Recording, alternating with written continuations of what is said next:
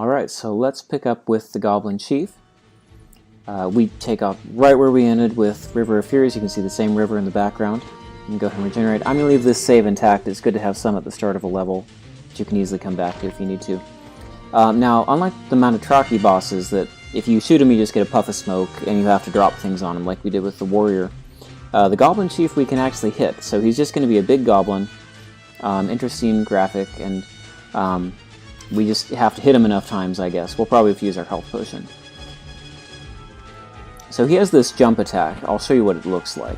Basically, he can stun you there. The way to get around that is to be in the air when he is... timing is bad, but when he is throwing things, you want to be shielded, and when he is jumping, you want to be in the air. I'm going to use my potion here.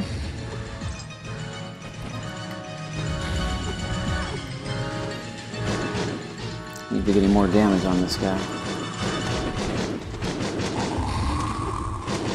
This is a pretty good spot. I don't think he's able to hit me very easily here. Okay. The music should transition over to beating the boss. So we found a pretty good spot. If you get close to him, sometimes you're underneath where his axe hits. But the main thing you have to do with him is jump when he jumps, otherwise he'll just stun you and kill you. But having health potions and trying to avoid those I guess cleavers or whatever he's throwing help. Alright, so we have another spell now that we pick up. This is the Tree Trunk spell. Another interesting thing this game can do. I just think this game is so interesting, the effects and things. For a Mac exclusive game from the time, it was really incredible.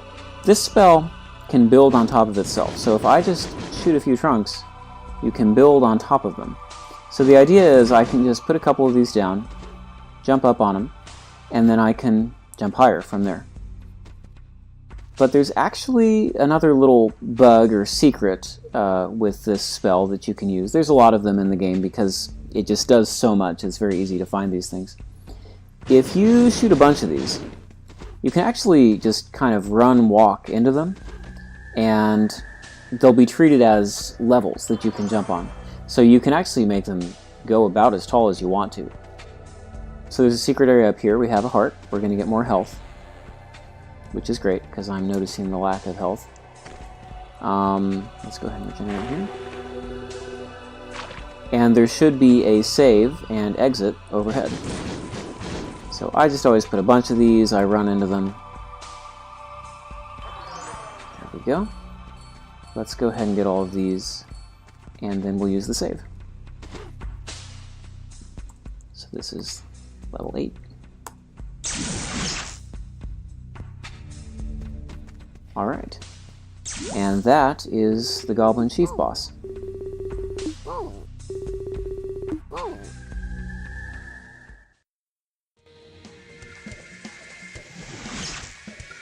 Great, so this will unlock the western part for us, taking us into the desert. Now, I just like this order of doing the Goblin Chief on the west and then going back to the east. If you find the Goblin Chief too hard, you can actually do this eastern side first, and you'll come back a lot tougher. You'll have a lot more health and things after going through the mountains and the ice caverns. So this is just the order I like, but I'll go to Storm Valley next.